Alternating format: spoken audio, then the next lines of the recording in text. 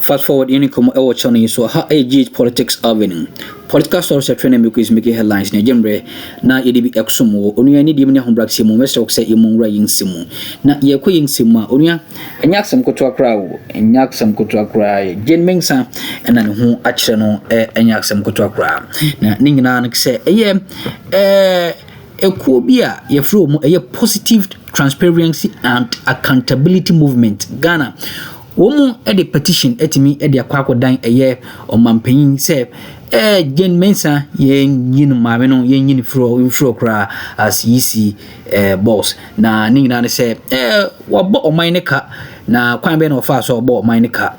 Yamon room a brabber for at Jimbre, now or more a bought in Simu inchrim. But I said what Jimbre over young coin Simu. Is what been changed for since January. And now they have to retire the doctor and use some titles as well. Doc, welcome to the show. I believe. That's a diabolic one for you. Yeah, you've been cleared by DTech. Exactly. You are free to use the doctor. Oh yes. Unlike others who are faces of it. Who are now using different titles. I beg you. I didn't say that. No, your own on this. We are grateful to God for life and would want to say a very good afternoon to your listeners and your viewers actually, both on Facebook and those watching on TV. And so it's good to be here. Right. So first on the table, let's do with the call to President John Dramani Mahama to sack the EC chairperson, Madam J.Mensah. So the statement from Positive Transparency and Accountability Movement Ghana, in short, PTAMGH. I read a statement and then deal with the matter. This is J.Mensah and her deputies from head in the Electoral Commission. So, introduction, pursuant to Article 146 of the 1992 Constitution of Ghana, the Positive Transparency and Accountability Movement Africa, PTAM Africa, a civil society organization respectfully petitions your high office seek the removal of the Electoral Commission chairperson, Mrs. J.Mensah, and her two deputies. So, two has to do with the grounds for the petition. Number one is the financial states, according to them, the procurement of a new biometric register voter device, actually, and the compilation of a new voters register before the 2020 general elections caused significant financial loss to the state. This expenditure, amounting to millions of taxpayer dollars, was unnecessary as the 2016 voter register and biometric devices were robust and fit for purpose. So that's the first provision they gave. The second one has to do with the creation of a constitutional crisis. They say the current Electoral Commission leadership under the chairperson, Madam J.Mensah, knowingly created a constitutional crisis through actions and inactions leading to the 2020 presidential and parliamentary elections. There you have the statement on your screen. You can go through with me as well.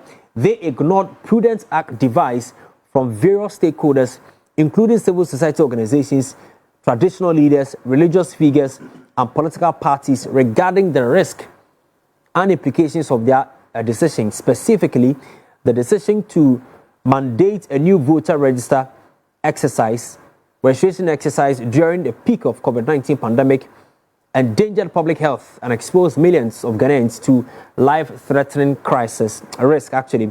The third one, misconduct and abuse of public office. This petition is grounded on the allegations of misconduct and abuse of public office by Mrs. J.Mensah and her deputies, including Mr. Bosman Asare.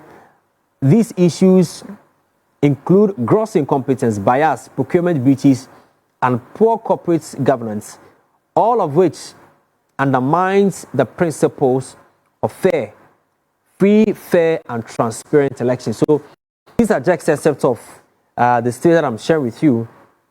So you can also share your thoughts with us on our WhatsApp number 0200668486. Doc joins me. Is here. I've asked to introduce Doc. Yeah. Let me have your thoughts on this call for the removal of the chairperson of the Electoral Commission. I'm sure that this is not something new. Many saw this coming right after the election, right after the declaration that President John Dramani Mahama has won. Is this something new to you? What do you make of it? It's not something new. I mean, I don't.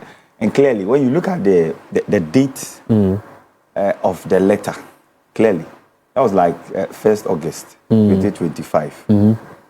And so it means that it's been up for some time. Yeah. And so probably the government itself is looking at an ample time to. Don't forget that they were also dealing with the issue of the Chief Justice. Yeah. So probably they want to finish the Chief Justice matter before they come to this one as well, which of course would involve the Council of State in some aspect of it when indeed that procedural exercise is being gone through. So I am not surprised at all. And I think there will even be more looking at some of the narrative in the media space. Today I was listening to some other group who are also coming from some other angles with some petitions, as it were, to get the electoral commissioner removed. In fact, the electoral commissioner and her team. And they make specific references to some individuals.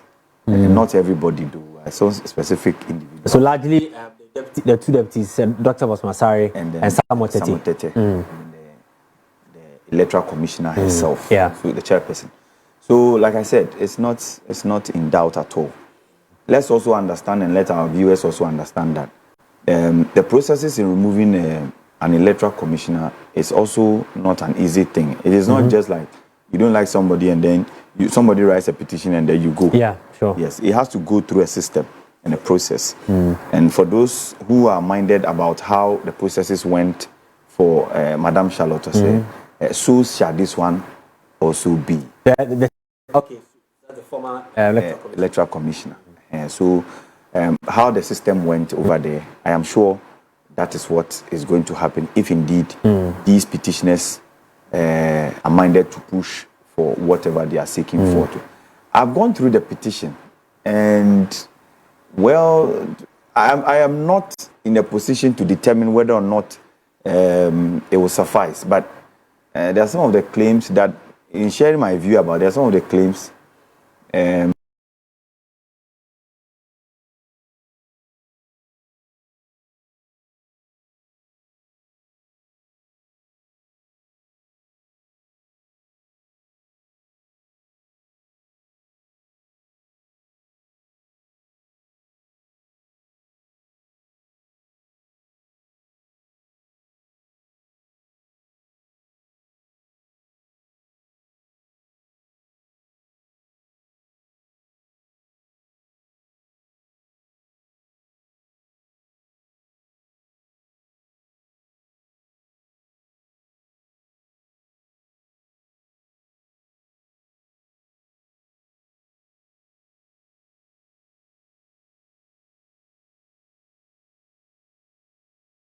Rashid Issa, he is the Vice President of Positive Transparency and Accountability Movement Ghana, PTAM GH. Rashid, good afternoon to you. Thank you so much for your time on CTV this afternoon. So you have written a petition.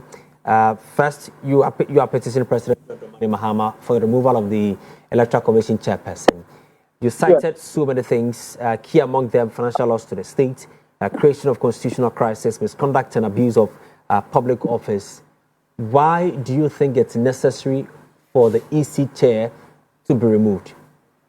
All right, thank you very much, and good afternoon to your listeners. As you have rightly stated, the Positive Transparency and Accountability Movement have been through a political system for quite some time. And then we noticed that one of the institutions that are supposed to be or labeled to be independent rather, unfortunately, is doing things that does not depict that level of independence we are looking out for. So that's what engineered us to go into this research and then come out with certain findings that we have stated in our petition, and then suggested to the president to execute his powers as stated in the Article 146 of the 1992 Constitution. And then clearly amongst them are, like you have stated, causing financial loss to the state. And then with that, we cited some examples of a moment where the country was in a fix that the President of the Republic, then Akuffo, had advised that everybody fastens their seat belts was at a point where the Electoral Commissioner chairperson, together with her 2 deputies, were bent on going into a new voter registration exercise that was supposed to have cost Ghana some 80 million US dollars then.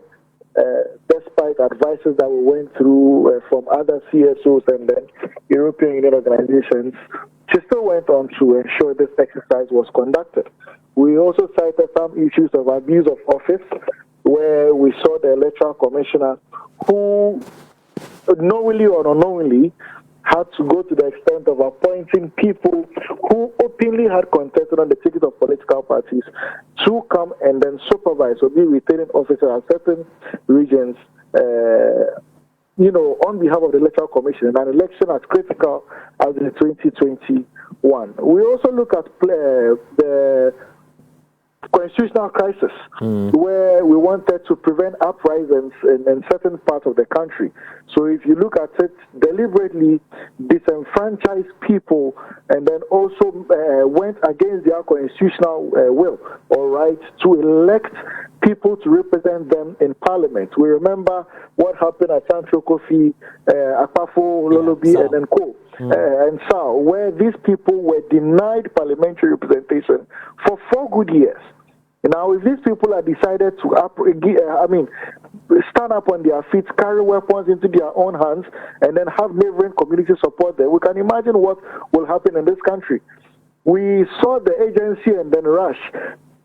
Security service and the government then used to arrest people who even were holding bread knives, and then they said that we were going to have a coup in this country. So imagine if an uprising of that sort is to happen. I don't want to remind us of the Western Togoland issues and all that.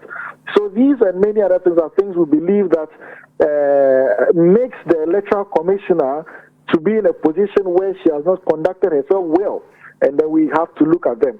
Now we are even going to look at electoral violence that occurred out of her leadership.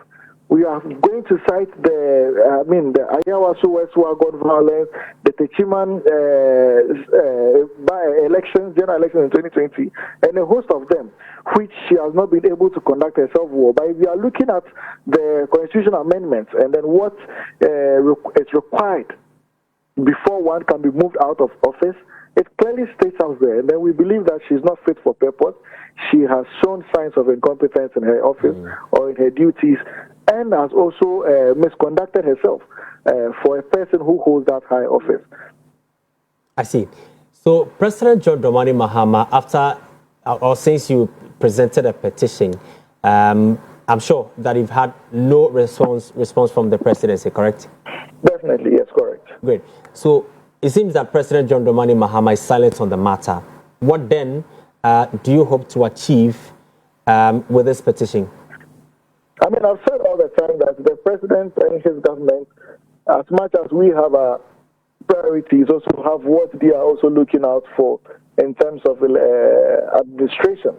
So from where we sit, Positive Transparency and Accountability Movement, we feel that this is one of the pressing needs, that if the president really is in for a reset agenda, like he said before he was elected, then it's one of the institutions that needs to be resetted.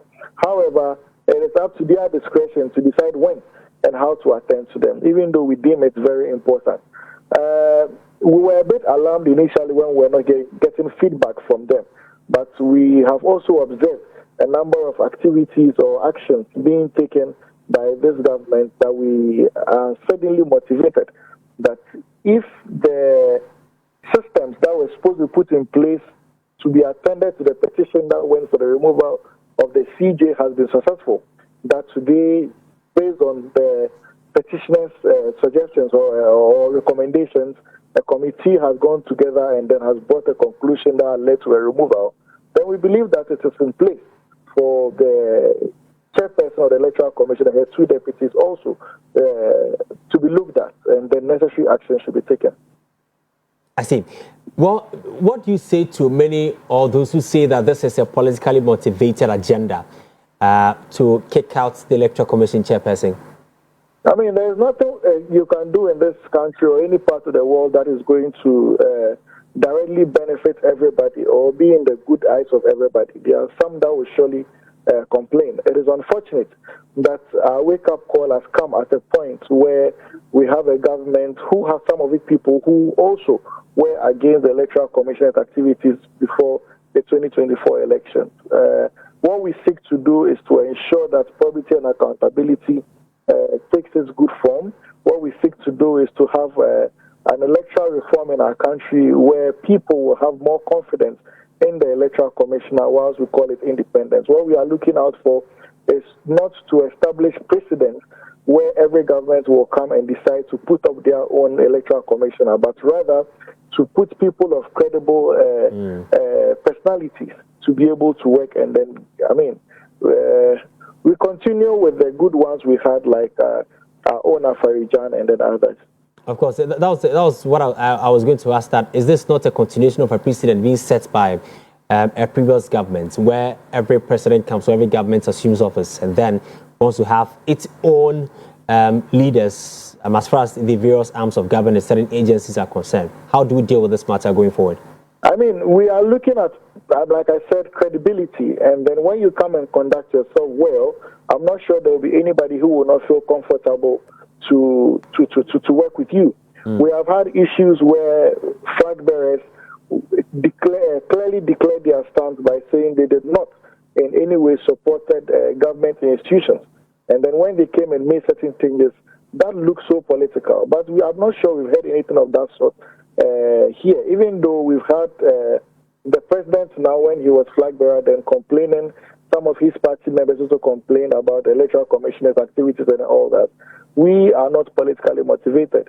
We are an independent institution that believes in accountability, and then that's what we believe in, transparency, and that's what we are looking out for.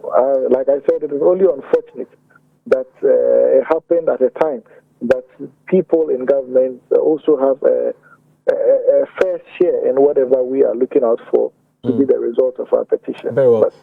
You have petitioned. President is silent. You are eager for the removal of the Electoral Commission chairperson. What next for your group? I mean, we are looking for results. So while this has been able to done, while that is achieved, we will list out other things we are looking out for. We are still doing our own investigations in other government or state institutions that the government might not have its direct eyes there. We have turned ourselves into the independent investigators, and then once we see something wrong, we'll surely bring it out. However, if we wait for some time and then we are not getting any clear movement or signs from the presidency as to what the way forward regarding the removal of the EC chair is, PITAM Africa will surely get back to the media and the general public on our next line of action. Any ultimatum? We'll leave it open for now.